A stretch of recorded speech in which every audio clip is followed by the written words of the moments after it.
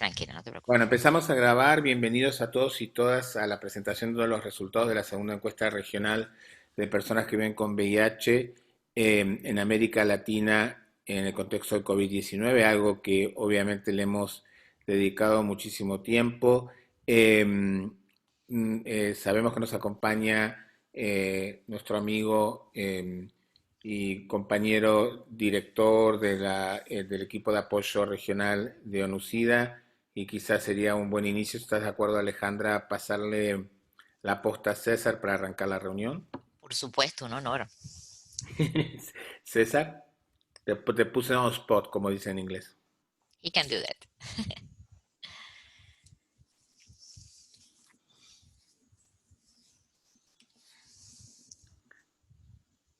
César, ¿estás por ahí?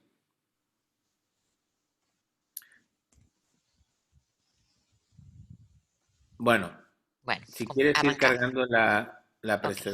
la presentación, la idea es que una vez que la, nos comparta la presentación, Ale, va a haber posibilidad para preguntas, respuestas, comentarios, reacciones, efectos adversos, lo que sea. Y también, por supuesto, tener comentarios o un análisis de César. Les pedimos a todos que tengan los micrófonos apagados. Igual Liz es muy eficiente en apagarlos, pero colaboren. Y entonces, eh, ¿qué decir de la doctora Corado? Eh, Alejandra hace muchos años está colaborándonos desde la Oficina Regional de Apoyo de ONUCIDA en Panamá.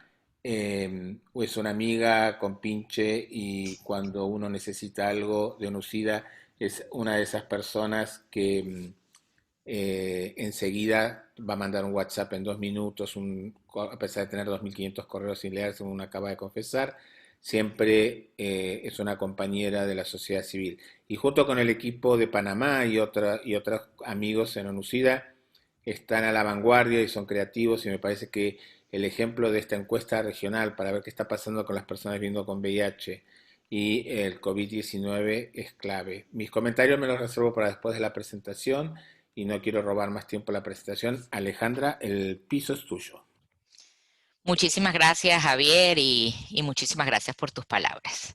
Siempre me ha gustado cualquier reconocimiento que tenga que ver con que uno está del lado de donde tiene que estar, que es el de las personas. Ese para mí es el principal reconocimiento que puede darme alguien. Inclusive cuando me confunden como activista de la sociedad civil, me siento aún todavía más contenta. Bueno, hablando de esta encuesta, son 22 láminas, tengo 25 minutos, habrá tiempo para comentarios y preguntas y respuestas, motivo por el cual, pues, si hay alguna duda durante mi presentación que no quedó claro, siempre tendremos tiempo para regresar, pero voy a tratar de mantenerme en el tiempo para cumplir con lo establecido.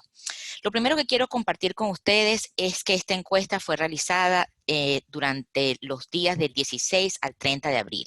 Y quiero ponerle fecha a esto porque esta pandemia ha cambiado tanto que algo que ocurrió hace un mes, pues realmente puede tener ahorita distintas connotaciones por los tiempos tan cambiantes que tenemos. Esta fue la segunda encuesta, nosotros hicimos una primera a principios de marzo y ya en este momento pues todos los países habían instalado ya su respuesta frente al COVID y esta encuesta pues nos refleja el comportamiento de esos días finales del mes de abril. Muy importante, quiero también decir que esta encuesta se realizó en línea, motivo por el cual limitó la participación de aquellas personas que no tienen acceso a tecnología e Internet. Eso quiere decir que es una encuesta que de alguna manera está sesgada a aquellos que tenemos el privilegio de contar con acceso a Internet.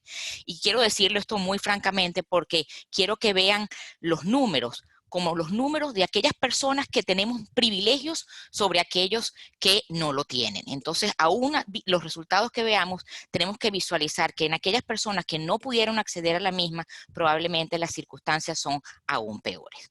Se recibieron 29 respuestas de 29 países de América Latina, los que principalmente reportaron fueron México, Colombia, Venezuela, Ecuador, Perú, Costa Rica, Argentina, Chile y Panamá.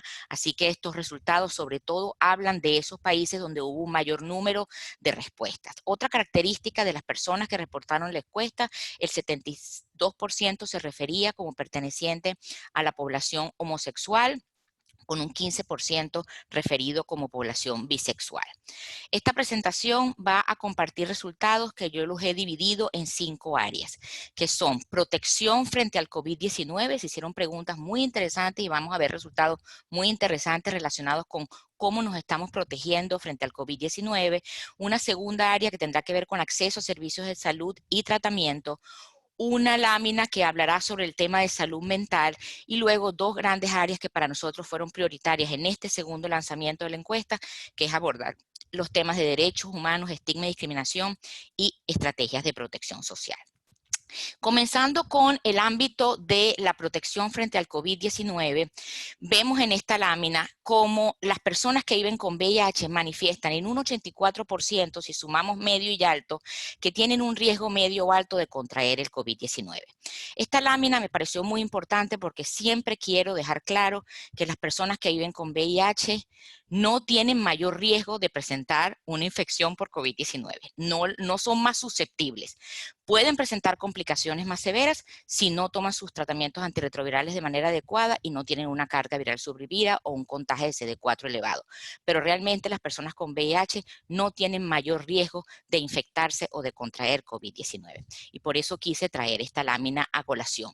Muy importante mencionar que todas las respuestas que vamos a ver a continuación son respuestas de personas que viven con VIH. Era un criterio de exclusión en esta encuesta. Vamos a lanzar otra ahorita en el mes del Pride, específicamente para poblaciones claves, donde abordaremos, por supuesto, VIH, pero esta tenía como criterio de exclusión el que tenía que ser la persona, una persona que viviera con VIH.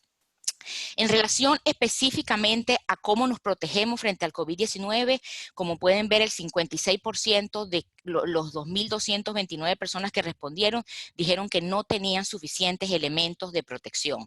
Y específicamente si nos vamos al uso de la mascarilla, barbijo o tapaboca, como sea que le digamos en cada uno de nuestros países, solo 4 de cada 10 tenía acceso a esas mascarillas. Y como pueden ver, además, no solamente es que tenían poco acceso a la mascarilla, sino un resultado que a mí me llamó mucho la atención es que había una baja percepción del uso de la mascarilla como medida de prevención. Y aquí esto es importante acotarlo porque, como sabemos, en este momento la Organización Mundial de la Salud, el CDC, etcétera, etcétera, han recomendado la mascarilla como un excelente mecanismo de protección, y esta baja percepción sobre el uso de la mascarilla, así como además el bajo uso, pues nos tiene que haber llamado, y ya hemos utilizado varias estrategias para promocionar el uso de la mascarilla como una herramienta para protegernos del COVID-19. En relación con acceso a servicios de tratamiento, vemos como 4 de cada 10 personas experimentaron retraso en la prestación del servicio de salud como consecuencia de la pandemia del COVID-19. Cuando nos vamos específicamente a el acceso a tratamiento antirretroviral, y yo digo que esta es la laminita que en este momento estoy segura que Eduardo está tuiteando live, a pesar de que la Organización Mundial de la Salud ha recomendado desde el año 2016 el uso y entrega de más de 3 meses de tratamiento antirretroviral para las personas estables, vemos que a pesar de que los lineamientos de muchos países se cambiaron como consecuencia de la pandemia, solo 3 de cada 10 encuestados tiene tratamiento antirretroviral para más de 2 meses. Y solo 1 de cada 10 tiene para más de 6 meses. A pesar, Ale, dime, ¿qué pasó? disculpa, perdón que te interrumpa. Me parece que hice algún lío y estamos viendo al PowerPoint chiquitito y a voz grande. ¿Puede ser? ¿Alguien me confirma? O... No, yo lo veo en grande, el Está PowerPoint. bien, Yo lo veo Javier, bien se ve también. grande. Todo se ve bien. Está en En grande. tu pantalla, Sí, Javier. está bien, se ve en grande. Es mi salud Perfecto, mental. Perdón No, por la interrupción.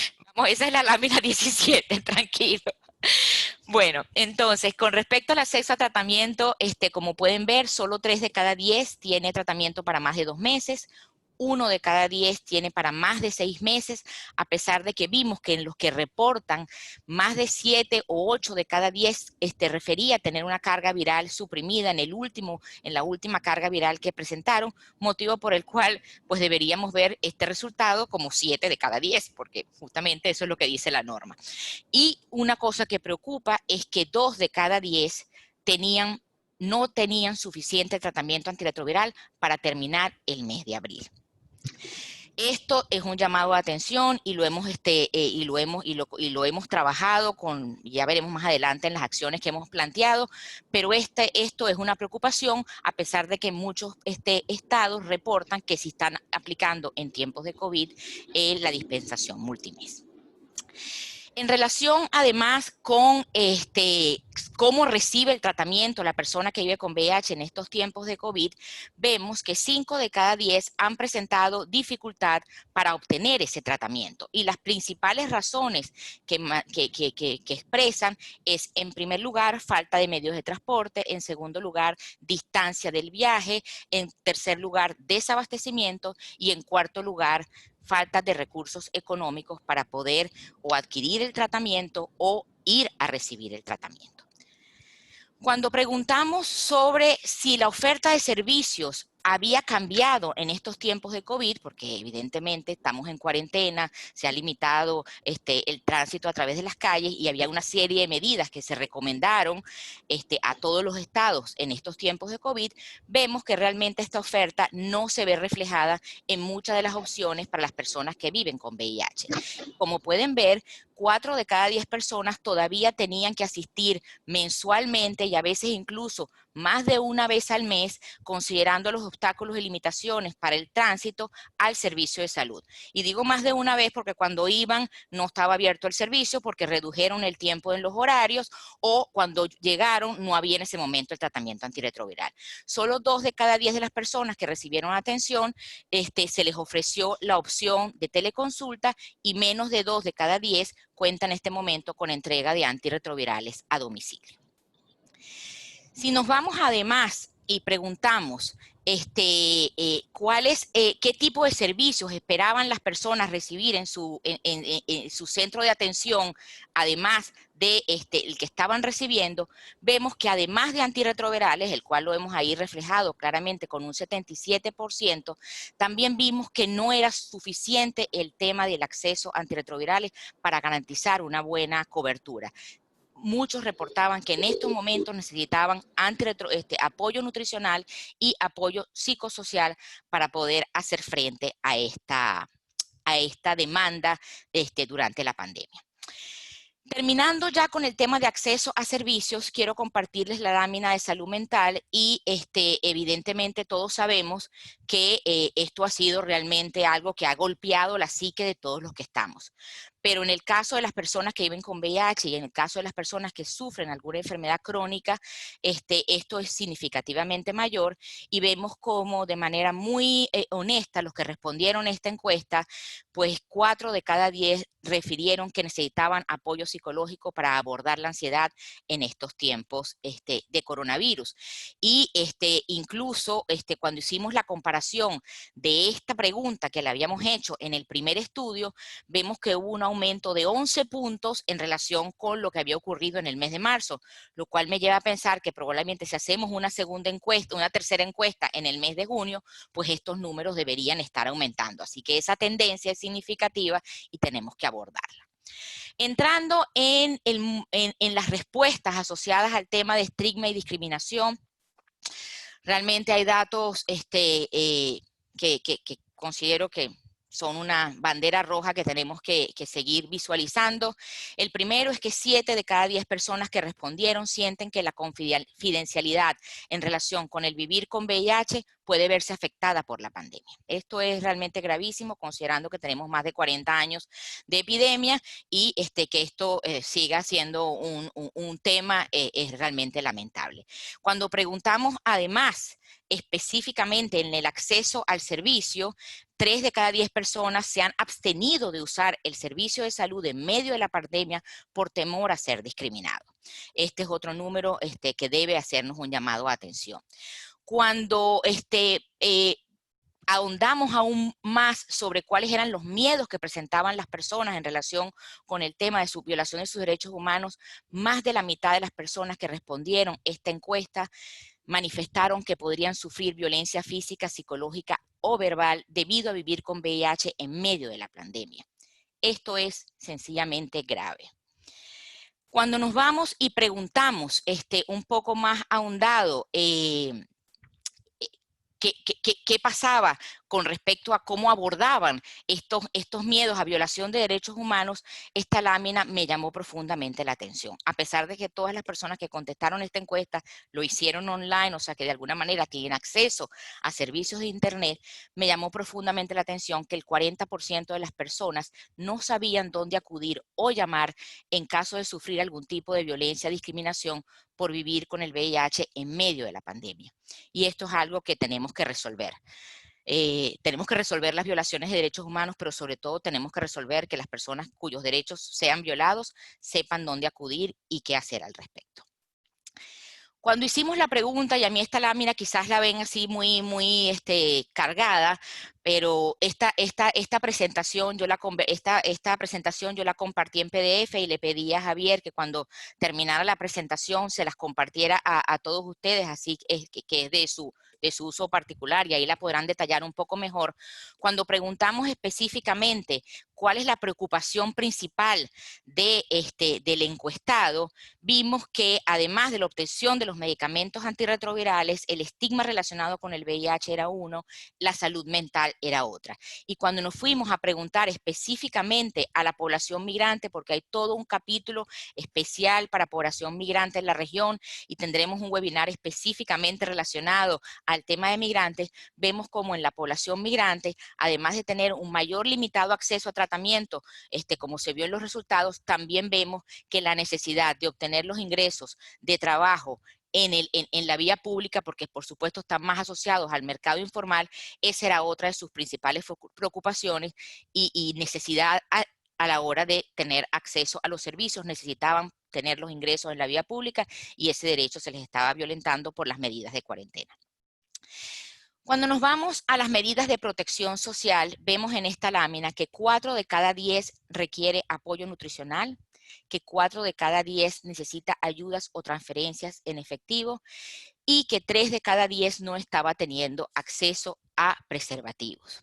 Y como vimos en las láminas anteriores, una de las principales limitantes para acceder a los medicamentos antirretrovirales y a los servicios de salud era recursos para ir al servicio, recursos para pago de transporte y apoyo nutricional para poder tomárselos. Cuando hicimos la pregunta y quise ponérselas específicamente allí, ¿qué servicios son totalmente cruciales para que usted no interrumpa su tratamiento en esta crisis? Vemos que el mayor número de personas reportó que el 67% manifiesta que necesita una manera segura y confidencial de obtener los tratamientos, que 3 de cada 10 necesitan apoyo nutricional y que 3 de cada 10 necesitan el apoyo y contacto con grupos de personas que viven con VIH para poder mantenerse en los esquemas de tratamiento. Cuando hicimos la siguiente pregunta de ¿conoce alguna organización o institución a la que pueda recurrir para información relacionada con esta pandemia en estos momentos? Nos llamó también profundamente la atención que 5 de cada 10 encuestados no conoce alguna organización donde podría recurrir a pedir información y ayuda en estos momentos.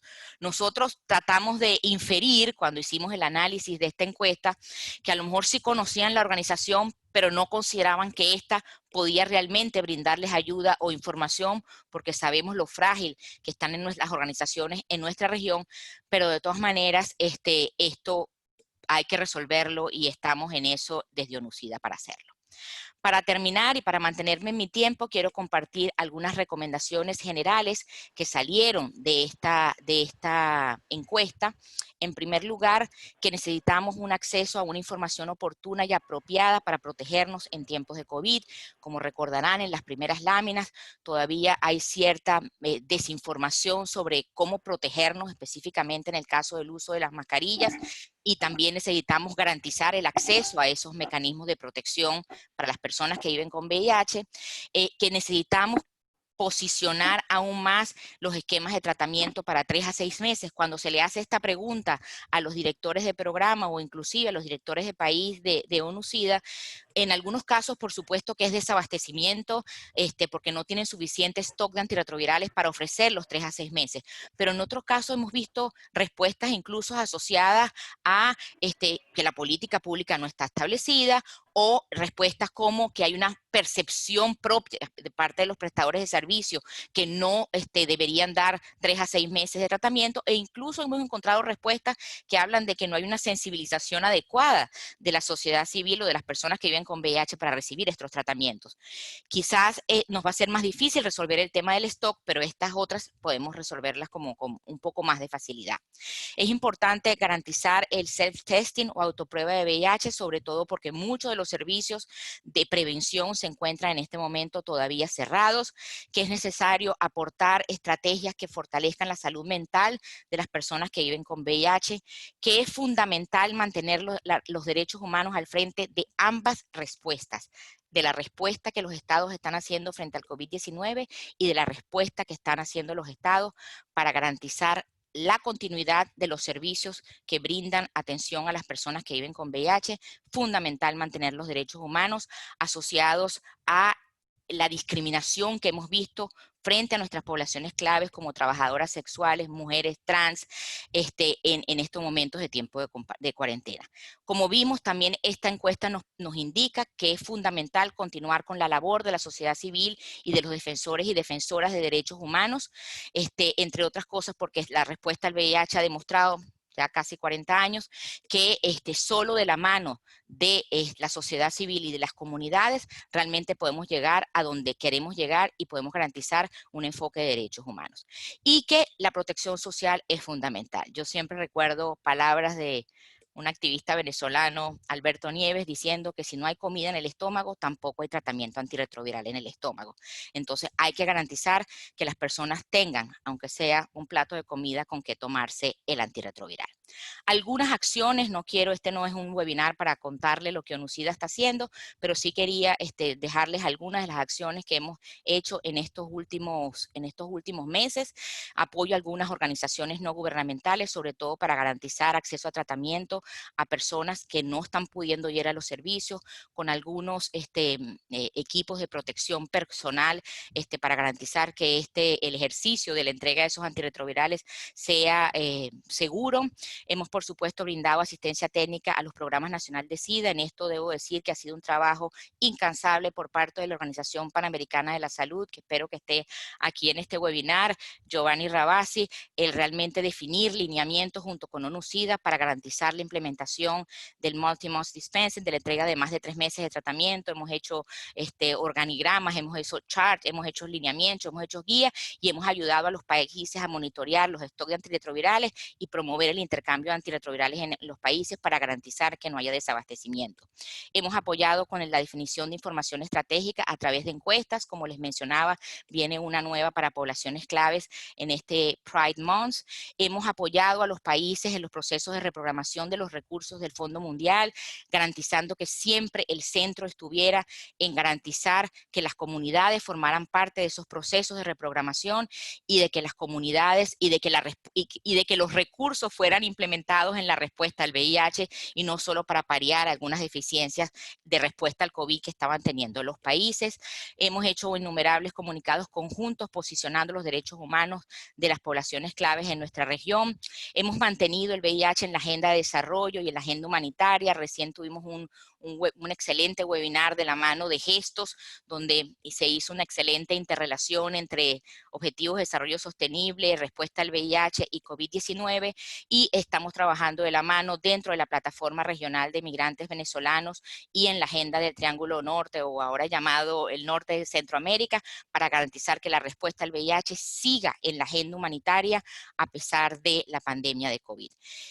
Y un trabajo que quizás es más de escritorio y de hormiguita y al cual le he dedicado muchas horas, es que los marcos de desarrollo socioeconómico que están haciendo los países de la mano del PNUD, para garantizar dentro del marco de desarrollo socioeconómico al que hizo llamado el secretario general, pues asegurar que en esos marcos la protección social de las personas que vivan con VIH y las poblaciones claves estén garantizadas y se mantengan dentro de la agenda. Ya para terminar, quiero simplemente decir que, como todos sabemos, el coronavirus vino para quedarse, pero yo quiero terminar mi presentación dando un gracias a la organización Red Somos por aceptar el reto de acompañar a ONUCIDA en el levantamiento de esta información. Un muy grande gracias a corresponsales claves por su excelente plataforma de comunicación que ha permitido difundir mucho de estos mensajes, al equipo regional de ONUCIDA que está en este webinar, que realmente han trabajado incansables horas porque el tema de la respuesta al VIH permanezca en la agenda, pero sobre todo a cada uno de ustedes que está aquí, porque respondieron la encuesta y por permitirnos recoger y difundir esta información que estoy segura redundará en beneficio de las personas que viven con VIH, las poblaciones claves y vulnerables en estos tiempos de COVID. Muchas gracias. Gracias, Alejandra. No me descompartas porque quisiera que nos dejaras en la pantalla una para atrás, dos para atrás sería, esa misma. Porque lo que les vamos a pedir, ahora le voy a pedir a César Núñez, el doctor César Núñez, que nos dé una reacción, digamos, un análisis. Yo he sido invitado también a dar ese análisis, pero me gustaría que nos organicemos en lo que resta de la sesión, escuchar un poco la visión de César. Vamos a tomar algunas preguntas. En la medida de lo posible, lo que necesitamos son preguntas y no comentarios, porque como habrán visto, muchos de ustedes han hecho sus comentarios y su análisis al contestar la encuesta, básicamente. Además, tenemos limitaciones de tiempo, pero queremos escucharlos.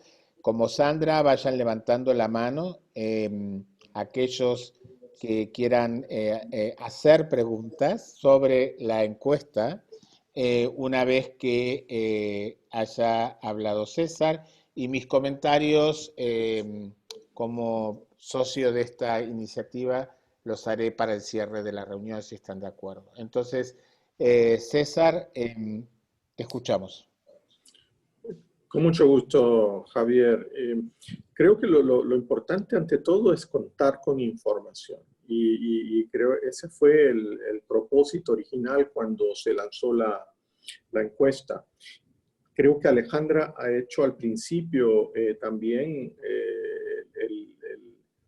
la salvaguarda de que esta es una encuesta de aquellos que tienen internet, de aquellos que se conectaron. No pretendemos que sea un reflejo pleno de lo que pasa en América Latina. Y eso es otro punto importante. ¿De qué nivel estamos hablando? Esta es una información que debe actualizarse con alguna frecuencia. Por ejemplo, cuando se hizo esta pregunta sobre el uso de la mascarilla o la disponibilidad de mascarilla, la recomendación de OMS no es la misma de hoy. Hoy la invitación es a usar mascarilla. También, en vista de los costos, en determinado momento también OMS nos dice ahora pueden utilizarse mascarillas reutilizables. De hecho, hay algunas organizaciones de sociedad civil que han desarrollado innovaciones o se han dedicado también a la confección de mascarillas. Vuelvo al punto de los datos. Necesitamos datos para la toma de decisiones. ¿Y qué mejor que este tipo de encuestas que pueden ser rápidas y ojalá pudiéramos llevarlas a nivel de país? Y dentro del país, llevarlas a nivel de provincia o estado. Y así sucesivamente hasta llegar a municipalidad y ojalá barrio. Hay países que, por ejemplo, me refiero a Panamá, que teníamos un proceso de cuarentena. Hace semana y media se decidió reabrir. Hubo un incremento de casos, se vuelve a la cuarentena, pero no en todo el país. Se vuelve a la cuarentena por donde los datos nos dicen. En la ciudad, tanto Panamá como Panamá Oeste. También creo que es importante el que estos datos se hagan visibles. Lo que estamos haciendo esta mañana, diseminarlos, devolverlos a las personas que nos dieron la información para que sepamos a dónde estamos y dónde estamos parados. Elementos esenciales, salud mental. Alejandra lo mencionó muy bien, y cómo nos está afectando a todos. Quedarse en casa es el mensaje que se ha repetido a lo largo y ancho del mundo, no solo de las Américas. Pero, ¿qué significa este mensaje si tú no tienes casa? ¿Qué significa este mensaje si tú eres migrante? ¿Qué significa este mensaje si tu casa no es una casa donde tengas arriba de 100 metros cuadrados para desplazarte? Sino que son 50 metros o 40 metros y son 7 personas. Ese tipo de realidades son las que tenemos que valorar y evaluar. Quiero también, Javier, verlo desde la perspectiva más amplia. Estamos en un contexto donde esto no había pasado en 100 años en el mundo y donde las medidas de protección social en muchas ocasiones han dejado fuera a las poblaciones clave, a las personas con las que nosotros trabajamos desde UNUCIDA o las organizaciones asistiendo a esta presentación. El otro día tuve el gusto de estar en una conversación sobre los Objetivos de Desarrollo Sostenible, la Agenda 2030. Debemos de recordar que nuestra respuesta al VIH debe mantenerse dentro de ese gran marco de la respuesta global. Si los países se van a mantener con esas metas como norte, el objetivo 3, primordialmente el tema de salud, debe incluir VIH.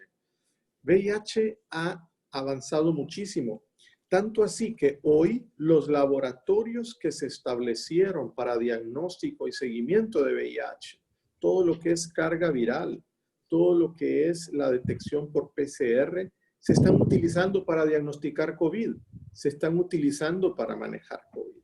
Entonces, si hoy dejamos de aportar a la respuesta del VIH, en 6 meses tenga la plena seguridad de que vamos a haber retrocedido al menos 10 años en los avances que habíamos alcanzado con VIH. Yo, para acotar, Javier, diría que integrémonos, otra vez volviendo a las lecciones del VIH, la participación de sociedad civil. Es importante que nos integremos a las mesas donde se está diseñando la respuesta del post-COVID. Cómo vamos a involucrarnos en esa vuelta a las actividades económicas. Una región donde el 70% participa de la economía informal, donde el ganarse el pan de cada día es justamente eso, lo que te impide no quedarte en casa si es que la tienes. Y si no nos sentamos en esas mesas, estamos perdiendo. Hay que garantizar, pues, que desde la sociedad civil organizada podamos tener un espacio donde colocar nuestra voz y expresarnos alrededor del acceso a medicamentos, el acceso a alimentos, el acceso a recursos financieros. Mi último comentario tiene que ver justamente con una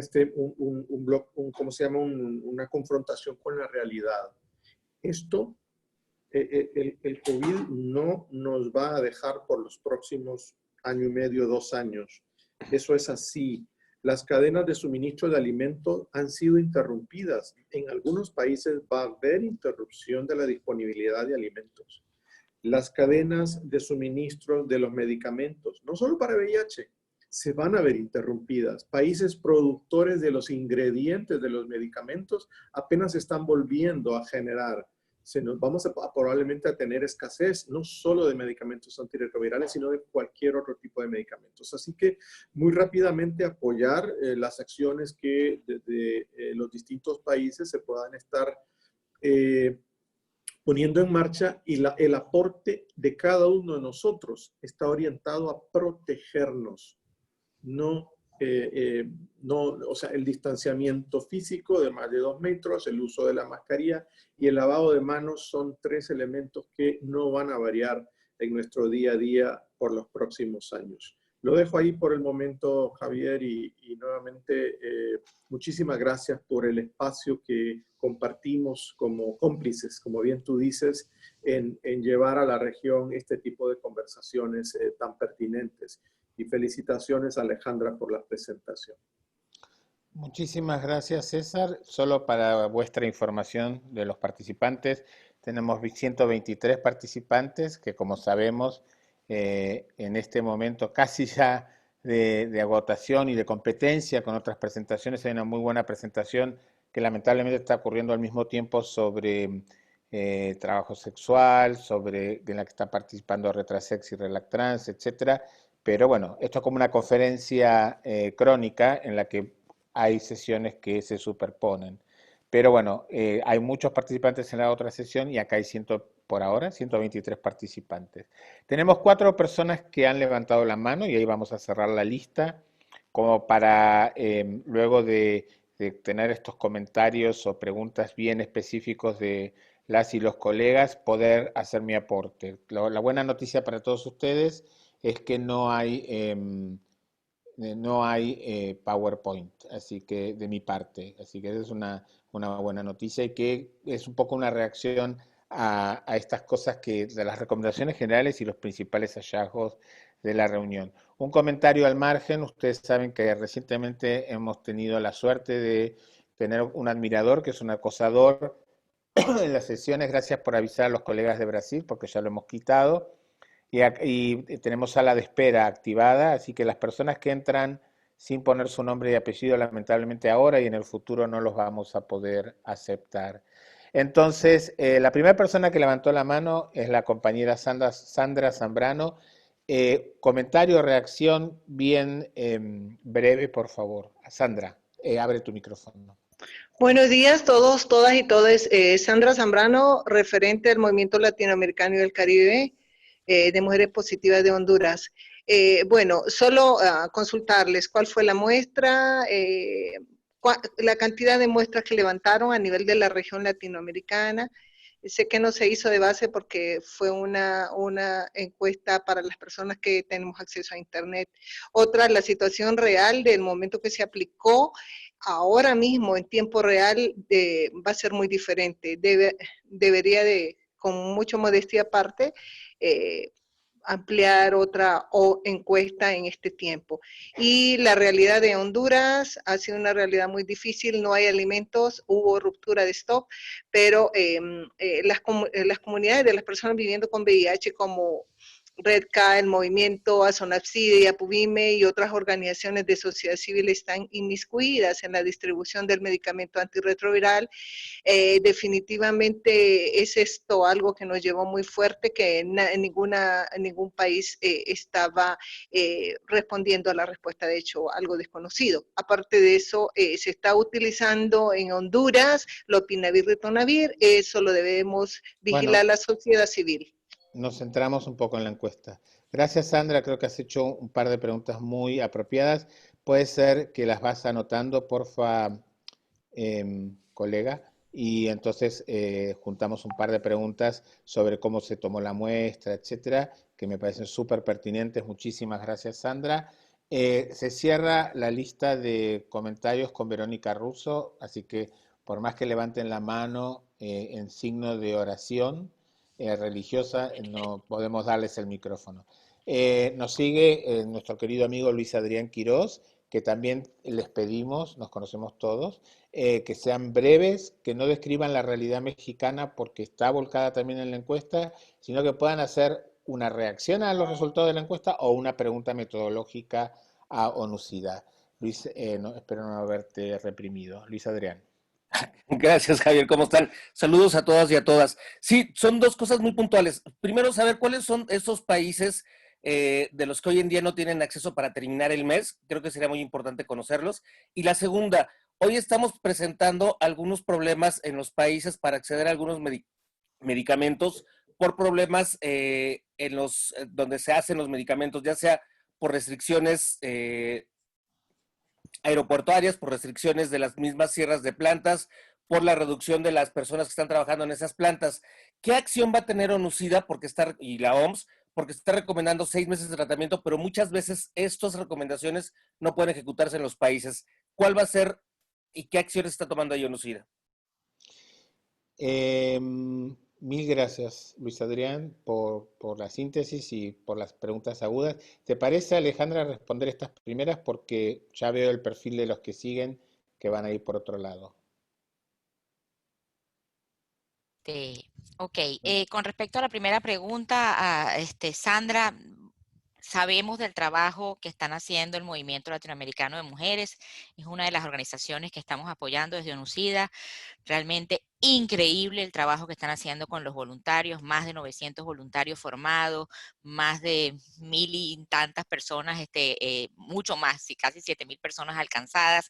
Realmente reconocemos ese trabajo, hemos publicado la historia en nuestra página web, es uno de los ejemplos que queremos llevar al PCV de trabajo comunitario en estos tiempos de COVID.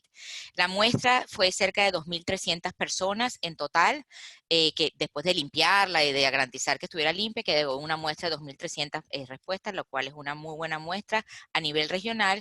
Y como acabo de escribir en el chat, tenemos informes específicos de países. Los que tenemos específicos son México, Colombia, Venezuela, Ecuador, Perú, Costa Rica, Argentina, Chile y Panamá.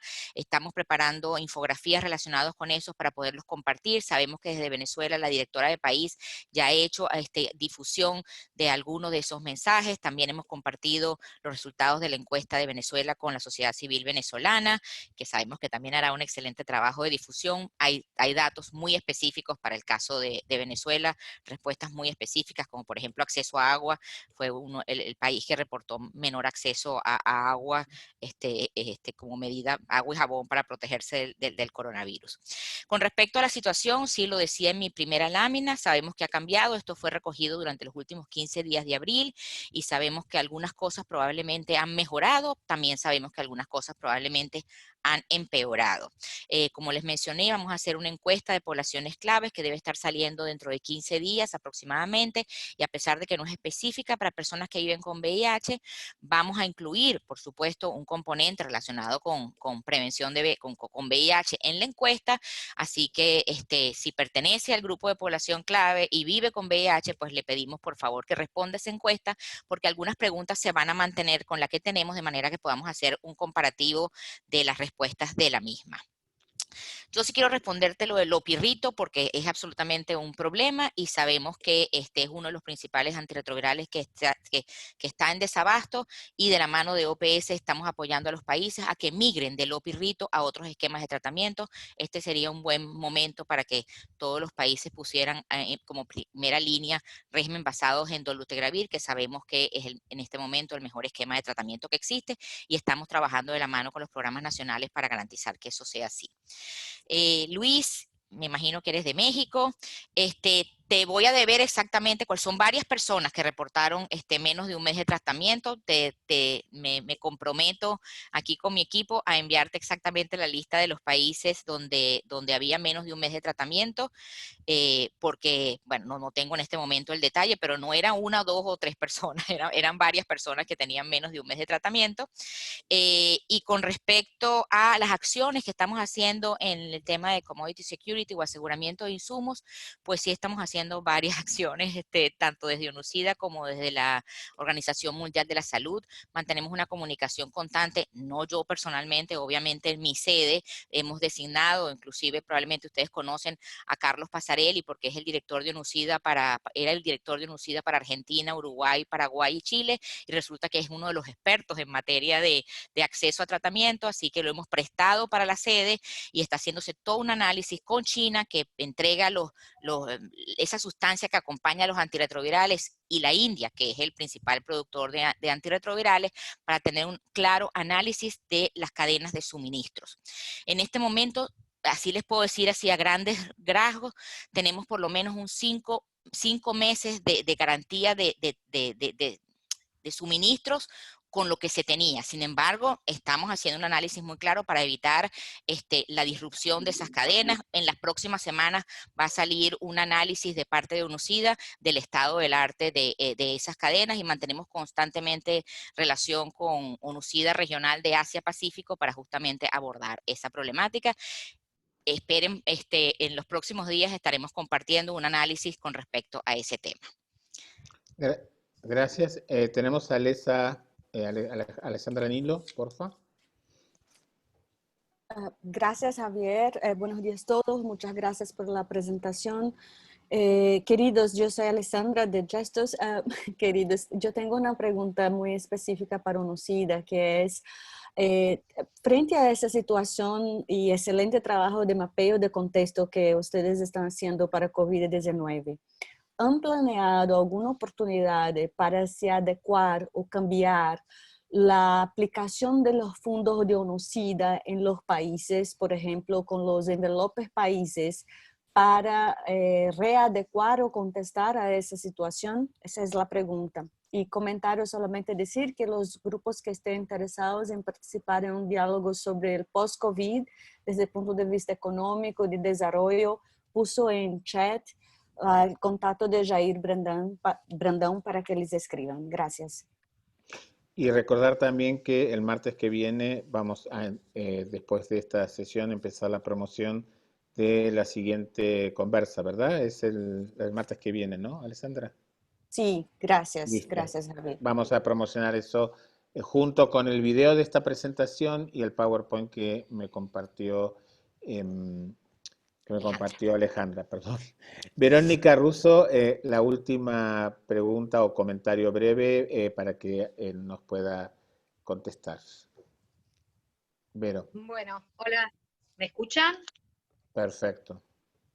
Bueno, buenas tardes para acá, para Argentina, ya casi estamos pasando el mediodía. Las preguntas, es decir, fui escuchando con atención, obviamente hablaron sobre la actividad, el trabajo que estamos haciendo con las compañeras del movimiento latinoamericano, y de hecho se han sumado, obviamente entre los voluntarios también hay de otras redes y de comunidades claves, pero en las últimas, en realidad, guías que se han recibido y en las encuestas que se han realizado, prácticamente son de 7 a 10 la necesidad de alimentos. En un momento, es decir, y realmente esto es decir, por lo menos en Argentina lo estamos haciendo, es decir, con el aporte y trabajando con el Estado, digamos, buscando la respuesta dentro de cada municipio, de cada provincia, y lo que se complica, que vendría a ser parte de la pregunta, es si se ha tenido contemplación para esta nueva etapa o para trabajar en conjunto con los, es decir, salud y desarrollo social o desarrollo humanitario, no sé cómo se llama en cada país. Acá tenemos, ¿no?, la Dirección de Salud y también el área de desarrollo social, que también ese es uno de los obstáculos. A veces, es decir, más allá de toda la voluntad y la buena predisposición de la Dirección Nacional, decida, a veces es muy difícil poder realizar esta articulación. Y por último, decir que, bueno, como persona con VIH también realicé la encuesta, y a mi gusto, gracias a escuchar también el tema de que van a ser unas sobrepoblaciones claves, que obviamente una población clave, y con todo lo que dijeron, y con respecto a la gran duda con los medicamentos, que acá mismo se nos está haciendo difícil por los cambios de medicación que está habiendo, ya que hay medicaciones que no hay más. El tema es, bueno, esto, ¿no? Incluir desde mí, desde la organización a la cual represento, que son las personas que usamos sustancias psicoactivas a nivel nacional y a nivel latinoamericano y el Caribe, pensar que sí, las personas con VIH dentro de las poblaciones clave obviamente están atravesadas con el VIH y tanto con el uso de drogas, que por favor eso se especifique, que se profundice, y nada más. Muchas gracias. Gracias, Sandra. ¿Te parece? Pues estamos Verónica. un poco justos de tiempo. Sandra es mi prima. Perdóname. Sandra es la periodista. Lo que te voy a pedir, Alejandra, responder las preguntas, porque ha habido comentarios muy valiosos. Sí, las respondo y yo tengo tiempo. De verdad que no puse nada después de esta sesión para tener tiempo. Procedo a responderle a Alesa. Absolutamente, Alesa. Voy a responderte tu pregunta en términos de reprogramación de recursos. Reprogramación de recursos, hemos acompañado de UNUCID la reprogramación de recursos a varios niveles. Ya hablé de la reprogramación de los recursos del Fondo Mundial. Tú me hiciste una pregunta específicamente relacionada con la reprogramación de los recursos de los Country Envelope o Business as Usual Fund, que por ejemplo son los que se están entregando en Chile. Y UNUCID, por supuesto, ha acompañado esos procesos de reprogramación de recursos y aquí yo quiero ser muy transparente. Esos recursos son manejados por parte de los co-sponsors de UNUCID con el acompañamiento del secretario. No son recursos de UNUCID y manejados por UNUCID. Hay un equipo de programa conjunto de país en cada uno de los países que recibe estos recursos y es ese grupo de UNFPA, UNICEF, PNUD, OPS, OIM, ACNUR o Programa Mundial de Alimentos los que se sientan y definen junto con los estados, incluidas por supuesto las personas que viven con VIH, cómo se van a asignar estos recursos para los países, con el acompañamiento por supuesto del secretariado, pero el secretariado de UNUCID no maneja $1 de esos recursos, solamente los manejan los co-sponsors, un poco para explicar el concepto. Tenemos experiencias muy buenas donde en la reprogramación de recursos, por ejemplo el caso de Brasil, donde en la reprogramación de estos recursos, parte o un porcentaje importante de los recursos fue dirigido a apoyar acciones claras de las comunidades y las organizaciones no gubernamentales en promover acceso a tratamiento, adherencia a tratamiento, prevención, etc. Tenemos otros procesos de reprogramación donde los procesos no han variado demasiado a como estaban establecidos. Eso es un proceso que en este momento está en revisión por parte de la sede, así que todavía no está concluido, pero un poco para decir que ese fue el proceso y sin lugar a dudas los resultados de sobre todo la primera encuesta que ya se tenían para el momento de esta discusión fueron compartidos con los países, con los co-sponsors de UNUCID para definir este proceso de reprogramación. En relación con otro proceso de reprogramación que también hemos acompañado es el proceso de reprogramación de los fondos del secretariado de UNUCID, que sí son fondos manejados directamente por UNUCID.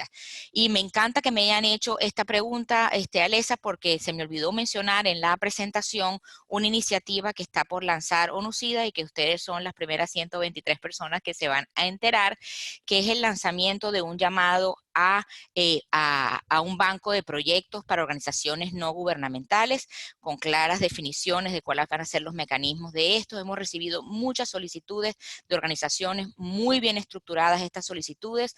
No tenemos recursos para todos, pero hemos movilizado recursos en estos momentos, tanto de países como propios regional, como de la sede, para tener un pote que nos permita hacer un llamado a concurso a las organizaciones para contribuir con recursos adicionales, con unos lineamientos muy claros. Esto debe estar saliendo en unos 15 días para en estos tiempos de COVID y VIH poder acompañar propuestas de organizaciones que estoy segura que muchos de ustedes representan. Un poco acotar que en este llamado a lo que llamamos un banco de proyectos que queremos hacer, no es solamente que nos manden la propuesta y nosotros decir sí o no. Esa no es la idea es acompañarlos incluso en el proceso de redacción de la propuesta y hacer asistencia técnica para montar estrategias de alguna manera blindaditas para que en caso de que no puedan ser financiadas por parte de UNUCID, pues acompañarlos también a conseguir los recursos para esas propuestas que no puedan ser financiadas. Y para eso estamos contando con un equipo, vamos a contar con capacidades técnicas para acompañarlos en estos procesos. Verónica, me preguntabas sobre qué estamos haciendo con las medidas de protección social, que por supuesto van más allá de los programas nacionales de VIH de los países. Y mi última lámina, donde hablaba de algunas de las acciones que está haciendo UNUCID y a la cual le dedico unas cuantas horas de mi tiempo, es a justamente posicionar las estrategias de protección social para personas de población clave y personas que viven con VIH en los marcos de desarrollo socioeconómico que está desarrollando el sistema de Naciones Unidas para acompañar a los estados. Y yo creo que es muy importante importante recalcar lo que tú decías. Hay que salir de los programas nacionales de SIDA y a través de esos marcos de desarrollo estamos sentando allí a Ministerios de Desarrollo Social, a Ministerios de Fomento, a Ministerios de Comercio, a Ministerios del Trabajo, a asambleas legislativas, es decir, actores que no son específicos del sector salud, pero entendiéndose que las medidas de protección social son fundamentales. Y también acotar que justamente antes de entrar a este webinar, estaba en un webinar con el Fondo Mundial. Hubo muchos retos porque había mucha demanda de incluir estrategias de transferencia de efectivos o de apoyo nutricional dentro de las propuestas del Fondo Mundial.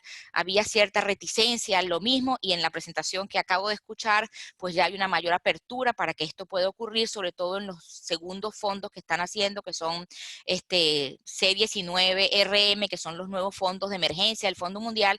Se puede, les digo, porque muchos de ustedes se sientan en los MSP de sus países, se pueden asignar algunos recursos para estrategias de protección social puntuales, limitadas en el tiempo de la pandemia para acompañar a las poblaciones con mayor vulnerabilidad. Espero haber respondido todo. Gracias, Ale. Entonces, como habíamos pactado para cerrar la sesión de hoy, eran un poco mis comentarios. Sé que queda muy poco tiempo. Los que puedan quedarse un ratito más son bienvenidos, porque estamos sobre la hora. Y bueno, de alguna manera me parece los comentarios generales desde la perspectiva de la sociedad civil, no porque yo sea la sociedad civil y pueda hablar por todos ustedes, sino, y muchos de ustedes hablaron en la encuesta, sino por lo que estamos discutiendo en los varios webinarios y reuniones. Y lo vemos en los medios de comunicación en todo el mundo, pero en particular también en América Latina. Es esta... Perdón, me agité. Dicotomía entre salud y recursos. Sabemos que muchos de nosotros y muchas personas con las que trabajamos pertenecen a la economía informal o no, tienen pequeñas empresas, pequeños negocios, etcétera. Y la cuarentena, aun cuando nadie discute el valor y vemos lo que ha pasado en los países que han observado oportunamente una cuarentena y ahora, como bien decía César, están moviéndose a una cuarentena estratégica o más segmentada, han logrado controlar la epidemia. Hay países en América Latina que realmente han mostrado un resultado concreto, porque se mide, uno puede esconder a las personas que resultan positivas al COVID, pero no tanto ni por mucho tiempo a las personas que fallecen. Entonces, pero claro, la cuarentena se extendió por meses. Y como bien mencionaba Verónica, como también mencionaban otros colegas, empezó a haber cuestiones de seguridad, no solo, ya ni hablamos de la economía familiar y los gastos, las pérdidas catastróficas de la calidad de vida y bienestar de muchas personas que viven con lo justo, sino que vimos cuestiones donde la sociedad civil, por suerte, junto con otros actores de la región, tuvieron que asumir la responsabilidad de cubrir una emergencia alimentaria. Y como bien decía César, hay COVID para rato. Quizás no haya quizás los picos los pasemos pronto si empecemos a bajar en el número de nuevas infecciones y en la mortalidad o morbimortalidad del COVID, pero la realidad que el COVID también viene acompañado de una serie de desafíos, como por ejemplo los recursos. No estamos hablando solo de la industria turística o cosas así, estamos hablando que los pequeños comercios del que depende mucho de la gente con los que nosotros trabajamos, emprendimientos, trabajo informal, no van a poder afrontar, no están pudiendo afrontar los gastos, no están pudiendo afrontar los gastos mínimos para una comida equilibrada y otras cosas que se necesitan en el hogar, y y se están endeudando. Deben electricidad, deben agua si tienen agua corriente, deben el gas, estamos entrando en el invierno, una parte significativa de la región. Entonces, hay veces que nos encontramos con los gobiernos, con los técnicos y los comités de expertos que son como un poco talibanes, ¿no? Un poco inflexibles respecto a la cuarentena. Y me parece que que la cuarentena es necesaria y es importante, pero hay que entender que la cuarentena sirve cuando se la hace estratégica, porque si no, una persona que no come una persona que está expuesta a violencia intrafamiliar, como mencionaba César,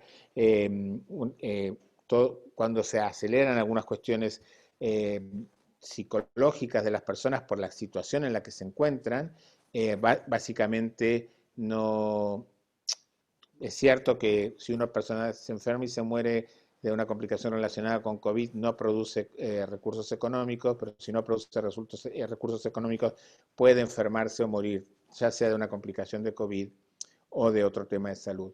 También llamarles la atención sobre una cosa que fue para mí bastante grave y que durante y después de la epidemia de COVID debemos a discutir y trabajar, y que tiene que ver un poco con nuestra especialidad, y ha sido la infodemia, ¿no? Esta cosa de los fake news o noticias falsas, esta cosa que cada uno de nosotros hemos caído en la tentación de compartir artículos, descubrimientos, noticias, apretando el botón de compartir y ni siquiera habiendo nosotros leído esa noticia en Facebook. Disculpen que use Facebook, pero puede ser cualquier red social. Entonces me parece que cada vez que nosotros apretamos compartir un artículo que no es real, que no está sustentado por las evidencias ni la ciencia, que es una noticia falsa, lo único que hacemos nosotros es contribuir a viralizar esa información. Y hemos lidiado con muchos integrantes de nuestra familia que nos han reenviado por WhatsApp y demás una cantidad de cosas ridículas, absurdas y demás, pero que, como mencionaban un doctor en alguna universidad que por ahí probablemente no exista, le daban un valor, una jerarquía. Y esto tiene que ver con que nos estamos comunicando en tiempos de redes sociales donde la información se desjerarquiza. Eso no significa que los diarios de papel, que eran la única fuente, o periódicos, que eran la única fuente de información en el pasado, no cometieran errores o no chequearan fuentes, pero hoy todos somos comunicadores a través de las redes sociales y debemos aprender en algún momento con perspectiva cómo podemos prevenir esta epidemia paralela que fue la infodemia, que genera mucha incertidumbre y que incluso genera, si le hiciéramos caso al presidente de los Estados Unidos de inyectarnos algún desinfectante o ponernos tubos de rayos ultravioletas, puede matar a la gente. La infodemia mata y tenemos que ser responsables. Y también vimos un fenómeno que lo venimos criticando mucho en la prevención combinada del VIH, pero lo vimos en general, y es esta noción de criticar un poquito a mis colegas del sector médico, de que la salud y la salud pública sigue siendo muy intramuros.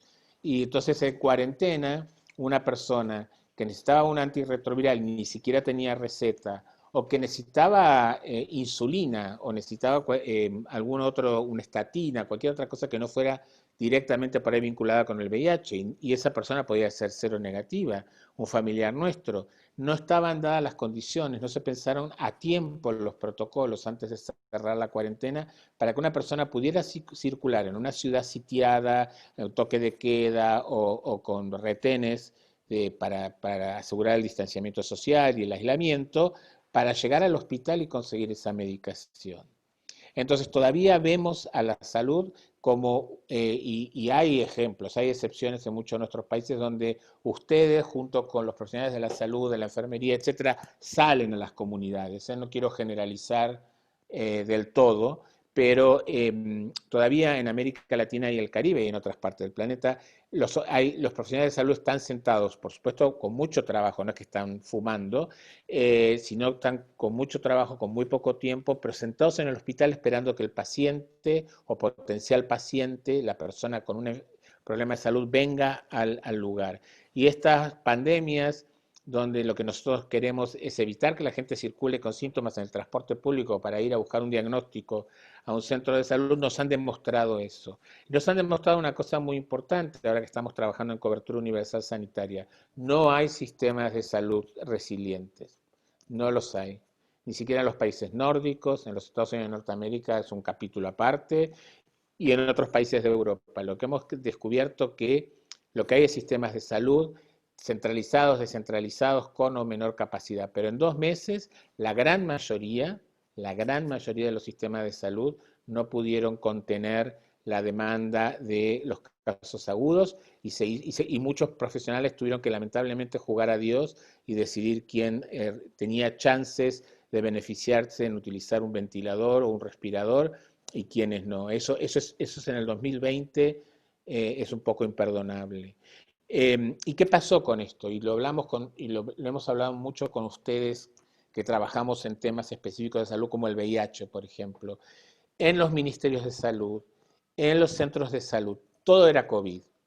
Entonces, si yo, porque vivo con VIH, tengo una comorbilidad que puede ser diabetes, no es el caso, pero un ejemplo, en mi caso también puede ser salud mental, llegar a un profesional de la salud que no fuera un infectólogo, que te respondiera a síntomas vinculados con el COVID, era un desafío.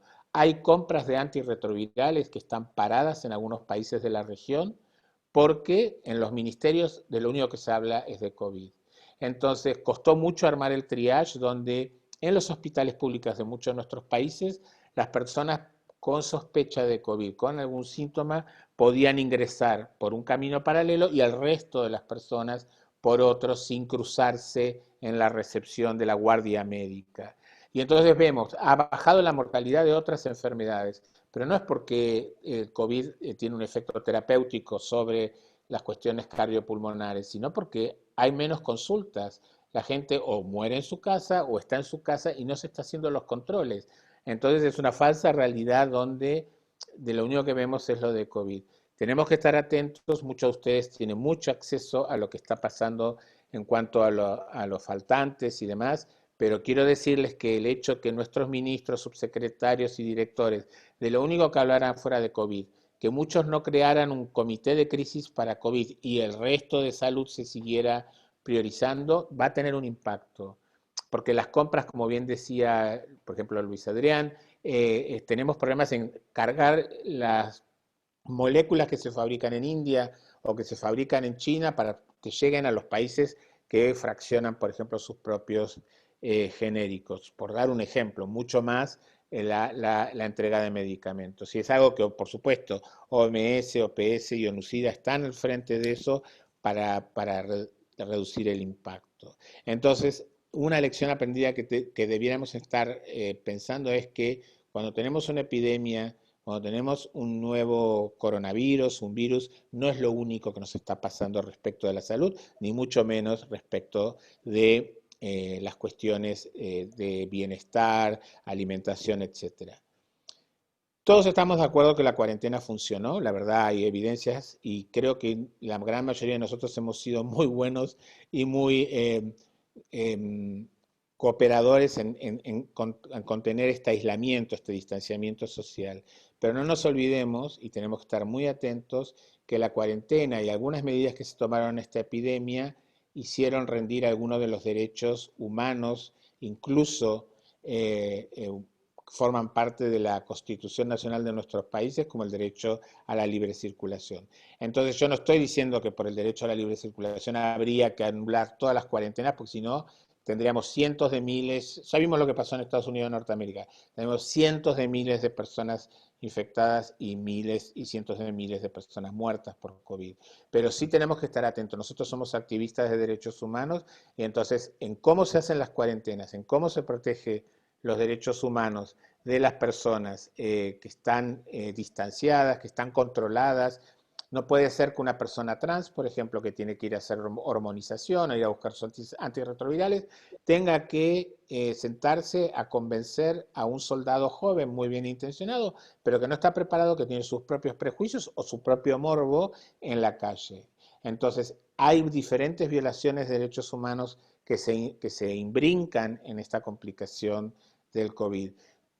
Obviamente, yo estoy tirando punteos para que cuando llegue el día después, o como llaman la nueva normalidad, que me da pánico el término nueva normalidad, podamos también con la perspectiva de hacer estos análisis, porque es probable que pandemias de COVID tengamos más de una en el futuro próximo. Y como bien decía César Núñez, ya voy terminando, la cuestión social es muy importante. Había un cálculo que se presentó hace un tiempo que un tercio de la población mundial no tiene acceso a agua limpia, agua para consumir, de consumo humano.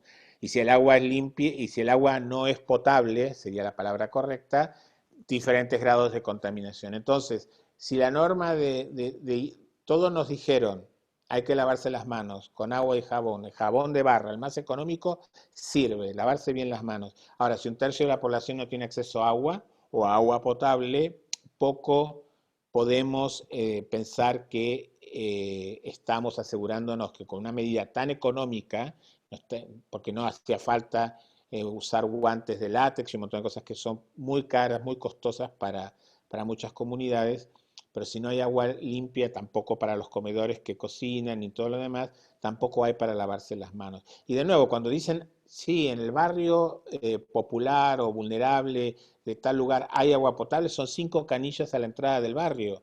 No es que hay agua corriente en la casa para que los miembros de la familia que fueron a hacer las compras o fueron a un centro de salud lleguen y se laven las manos, o porque son trabajadores esenciales y entonces tienen que viajar todos los días. No confundamos agua potable en una comunidad vulnerable con pocos recursos de lo que es tener una canilla con agua corriente en tu propia casa, una o más, por supuesto.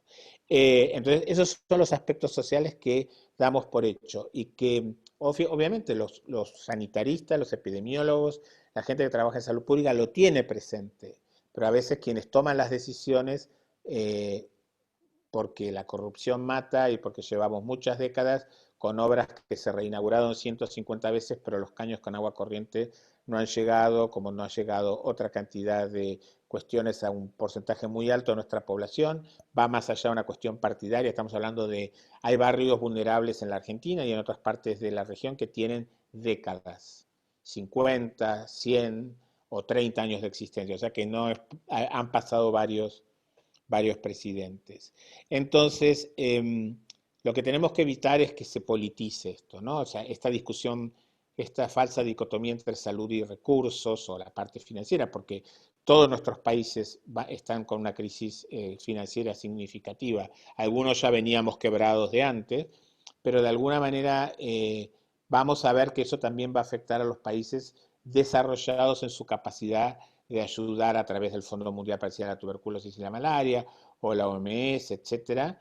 Entonces no es tampoco para terminar mi presentación con pánico o con mucha mala onda, pero va a haber menos circulante de cooperación internacional, aun cuando Latinoamérica siempre ha sido de priorizada. La realidad es que no solo los Estados Unidos, Suecia y otros países van a tener que afrontar la pérdida del Producto Bruto Interno que han tenido con la crisis económica, van a tener que construir capacidad hospitalaria que evidentemente falló, y han dado subsidios y salvatajes económicos a empresas y demás. Obviamente creo que el mundo del VIH se ha adaptado bastante bien a la nueva normalidad, la riqueza que hemos visto en los últimos 3 meses de discutir temas en forma virtual es muy importante, y creo que es un aprendizaje para cuando trabajemos con otra gente de otras áreas de salud, que no hace falta ir a tomarse un avión o ir a un hotel a discutir cosas, cuando hay urgencia por discutir las cosas.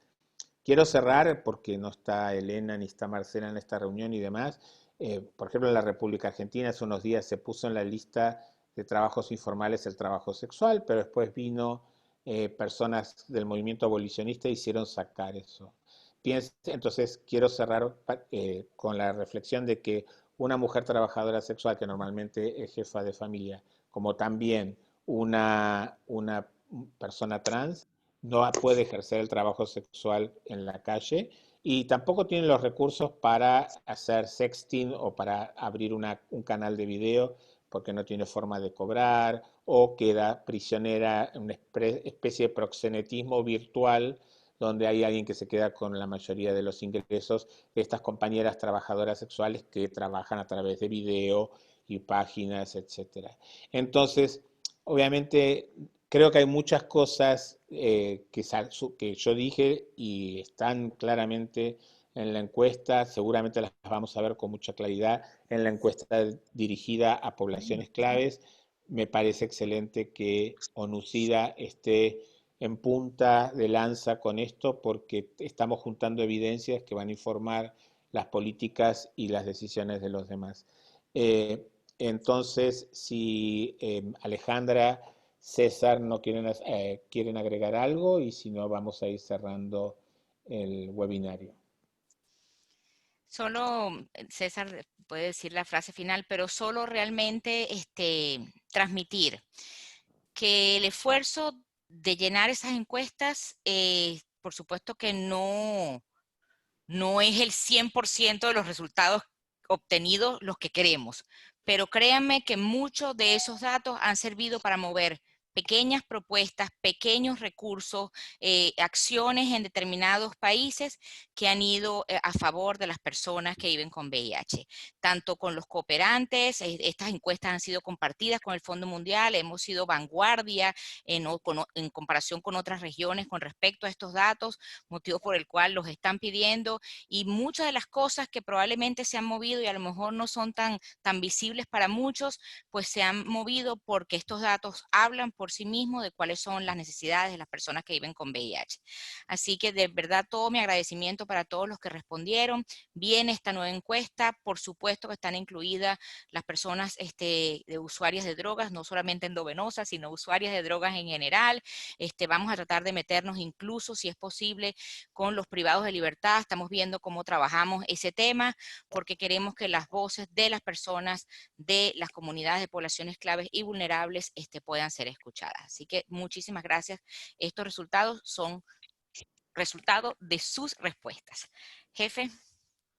No, muy rápidamente, muchas gracias, Javier. Creo que el llamado a identificar dónde están los puntos de entrada con la respuesta en cada uno de los países, sea a nivel nacional, de provincia, local, eso es clave. Y luego estamos acostumbrados, como bien decía Alejandra, a algunas fuentes de financiamiento. Busquemos también las opciones a las cuales no estamos acostumbrados.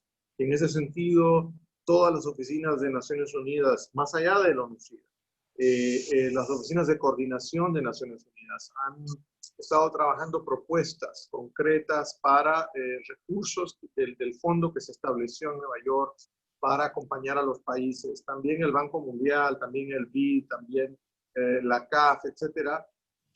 Reitero, los países se van a endeudar, no importa qué país sea, todos se van a endeudar.